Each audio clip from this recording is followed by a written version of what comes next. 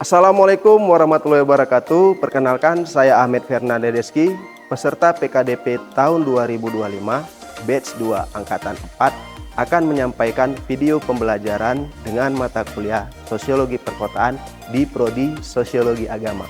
Silakan ikuti saya ya. Assalamualaikum warahmatullahi wabarakatuh. Waalaikumsalam warahmatullahi wabarakatuh. Apa kabar semuanya? Alhamdulillah baik Pak. Semangat. Apa kabar semuanya? Alhamdulillah sehat Pak. Alhamdulillah. Ya, di mata kuliah saya ini yaitu mata kuliah Sosiologi Perkotaan.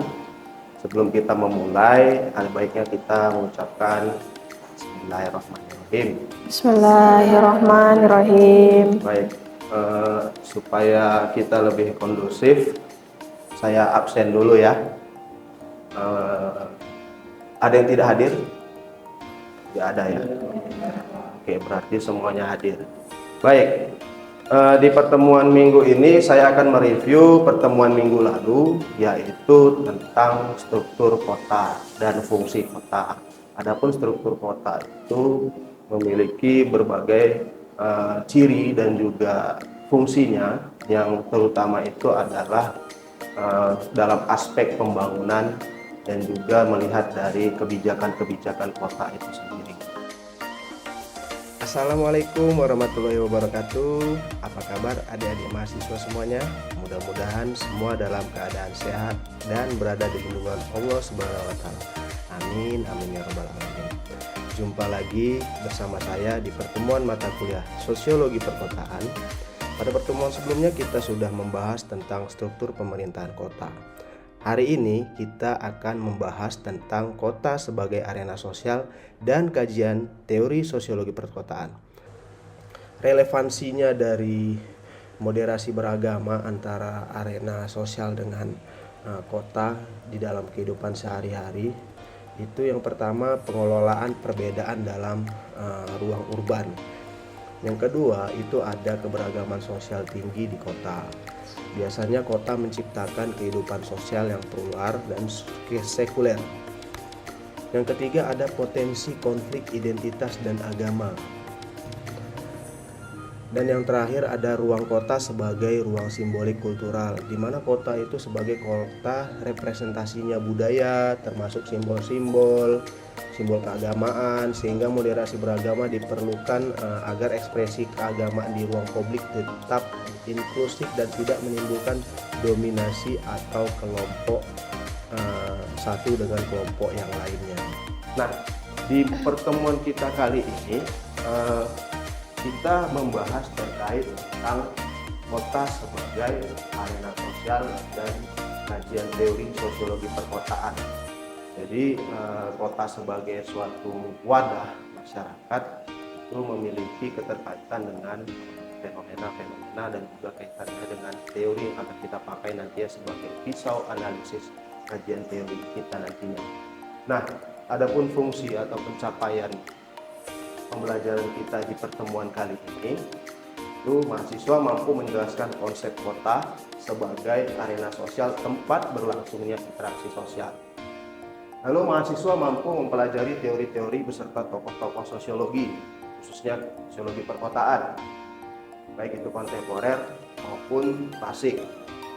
Lalu selanjutnya itu ada mahasiswa mampu menganalisis fenomena sosial perkotaan. Dan yang terakhir, mahasiswa mampu mengkritisi kebijakan pembangunan kota dan dampaknya terhadap kelompok rentan. Pembahasan kota sebagai arena dan kajian teori sosiologi perkotaan. Yang pertama itu kita lihat dulu tentang kota sebagai arena sosial. Jadi ada beberapa indikator, yaitu sebagai ruang interaksi dan diferensi sosial, dan ada arena pusat ekonomi dan mobilitas sosial.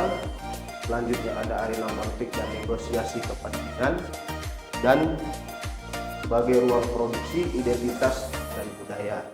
Dan yang terakhir, ruang sosial, pengendalian, dan regulasi. Sebelum kita mulai, ada satu pertanyaan. Kenapa kota dapat dikatakan sebagai arena sosial? Ada yang bisa menjawab? Silahkan, Asmi. Menurut saya kota itu memiliki konsentrasi yang tinggi, yang dimana di kota itu masyarakat dapat berinteraksi secara intens dan beragam.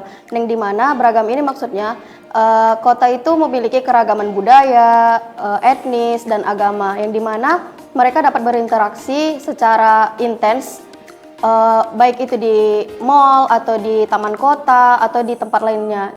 Bagus, kasih tepuk tangan dulu sama kamu. Ya, betul kata si Asmi tadi ya. Cuman saya menambahi beberapa definisi tentang kota sebagai arena sosial. Pertama itu, kota itu merujuk pada pemahaman bahwa bukan hanya sekedar kumpulan bangunan ataupun arsitektur, infrastruktur, tapi juga tempat terjadinya proses interaksi sosial, dinamika kelompok gitu ya. Dan juga berbagai bentuk hubungan antar individu dan kelompok, termasuk agama gitu ya. Nah, selanjutnya dari kota sebagai arena sosial itu tadi kita sudah melihat beberapa aspek-aspek penting ya yang mengkaji tentang kota sebagai arena sosial itu sendiri. Yang pertama itu adanya ruang interaksi dan diferensiasi sosial, di mana masyarakat itu dan kota itu menciptakan kondisi bagi interaksi yang lebih intens antar individu dan latar belakang yang berbeda, termasuk juga keberagaman etnis, budaya, agama, serta kelas sosial di kota yang menghasilkan stratifikasi sosial. Selanjutnya, kota juga sebagai pusat ekonomi dan mobilitas sosial, di mana kota itu menyediakan peluang bagi individu maupun kelompok dalam meningkatkan status sosialnya melalui pekerjaan, pendidikan, dan jaringan sosial. Selanjutnya itu ada mobilitas sosial, di mana masyarakat selalu bergerak ya, dan cenderung kalau kita bahas di beberapa pertemuan minggu lalu, masyarakat kota itu sangat dipengaruhi dengan arena kota yang cenderung itu karakteristiknya individualistik dan juga heterogen.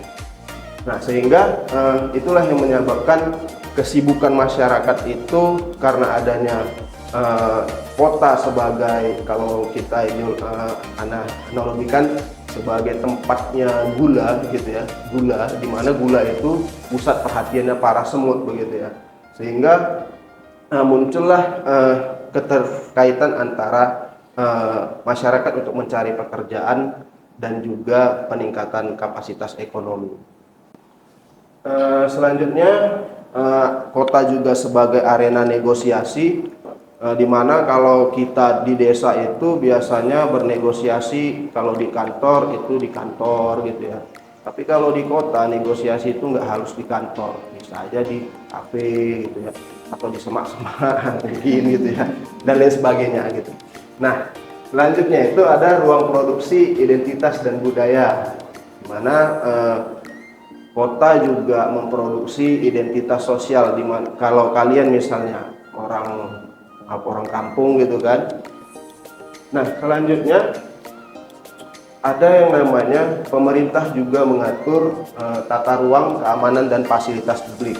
Kalau kalian lihat perubahan-perubahan yang terjadi khususnya dalam konteks pembangunan itu sangat sangat cepat, khususnya di wilayah kota, karena memang kota itu sebagai pusat peradaban.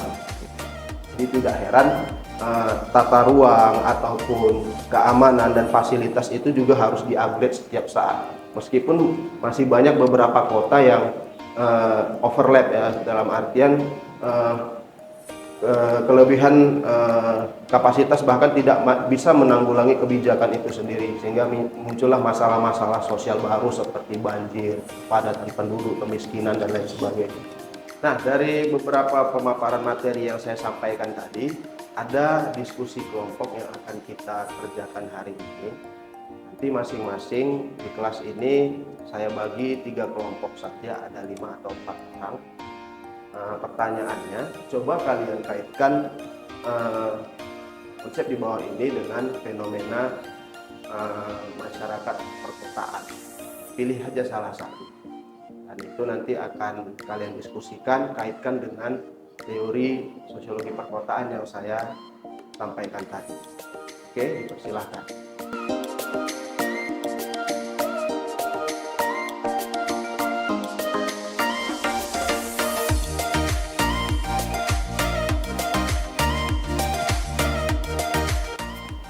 Oke, diskusi selesai. Sekarang kita masuk sesi presentasi. Saya ingin mendengarkan dari masing-masing kelompok hasil diskusinya. Siapa yang mau menjawab duluan atau mempresentasikan hasil diskusi duluan? Oke, silakan. Berdasarkan hasil diskusi kelompok kami kan Pak, kami menganggap bahwa sosiologi perkotaan itu relevan dengan fenomena perkotaan, yaitu interaksi sosial. Karena di perkotaan itu masyarakatnya udah beragam dari berbagai daerah.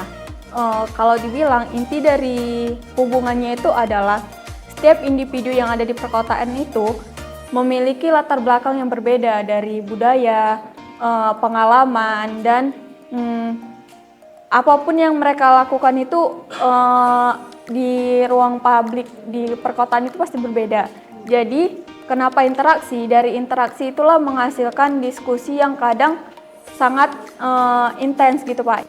Bagus, kasih tepuk tangan dulu semua. Oke, siapa lagi yang mau menjelaskan hasil diskusinya? Oke, silakan. Mengkaji tentang apa? Jadi kami di kelompok ini membahas tentang fenomena perkotaan, yaitu konflik dan kerjasama. Nah, jadi di sini kami menemukan beberapa faktor dari konflik dan kerjasama yang terjadi di perkotaan, yaitu terjadilah seperti kesenjangan, terus juga individualisme kelompok, dan juga ketimpangan yang terjadi di perkotaan. Nah, hal ini juga berkesinambungan dengan fenomena-fenomena lain seperti interaksi sosial dan juga dinamika kelompok. Nah, di mana kota itu sebagai sebuah tempat yang heterogen, tempat berkumpulnya berbagai macam budaya, agama. Oke, bagus, kasih aplaus dulu. Biasa ya kelompok ini. Ya, yang terakhir. Baik, berdasarkan hasil diskusi kami mengambil fenomena perkotaan yang berjudul Arena Ekspresi Budaya. Seperti yang kita ketahui, arena ekspresi budaya merupakan bentuk perwujudan atau ungkapan identitas dan kebiasaan kelompok yang ditampilkan melalui berbagai acara atau media. Seperti contohnya di Kota Medan yang terdiri dari berbagai macam budaya dan latar belakang yang berbeda. Misalnya, ada Batak Toba, Batak Mandailing, Melayu, dan Jawa yang masing-masing masih menjalankan budayanya masing-masing, dan terlihat ekspresi mereka itu tetap masih menjalankan budayanya masing-masing tanpa menghilangkan budayanya tersebut. Ada lagi? Oke, kasih aplaus dulu untuk kawan. Kesimpulan dari pertemuan kita minggu ini, kota merupakan arena sosial yang dinamis, di mana berbagai interaksi, struktur sosial, dan konflik berkembang dalam ruang yang padat dan kompleks. Sehingga pemahaman kota sebagai arena sosial itu menekankan bagaimana ruang perkotaan tidak hanya menjadi tempat tinggal dan aktivitas ekonomi, tetapi juga sebagai wadah berbagai dinamika sosial, budaya, dan politik. Nah, teori-teori dasar sosiologi perkotaan memberikan kerangka analisis kalian ya, terkait tentang bagaimana memahami kota terbentuk dan kehidupan sosial di dalamnya berkembang. Secara rasional, memahami kota melalui perspektif sosiologi perkotaan dapat membantu perencanaan kebijakan yang inklusif serta berkeadilan sosial. Nah, itulah refleksi hasil dari capaian pembelajaran kita di pertemuan minggu ini. Untuk di pertemuan minggu depan, kita akan mengkaji tentang masalah-masalah sosial yang ada di perkotaan. Untuk itu, silakan adik-adik mahasiswa membaca ataupun melihat, mencari referensi buku ataupun artikel maupun berita yang terkait tentang masalah-masalah sosial perkotaan. Itu saja dari saya. Untuk menutup pertemuan kita minggu ini, mari kita ucapkan hamdalah. Alhamdulillahirrahmanirrahim. Baik, demikian saya sudahi dari Taufik Hidayah. Assalamualaikum warahmatullahi wabarakatuh. Waalaikumsalam warahmatullahi wabarakatuh.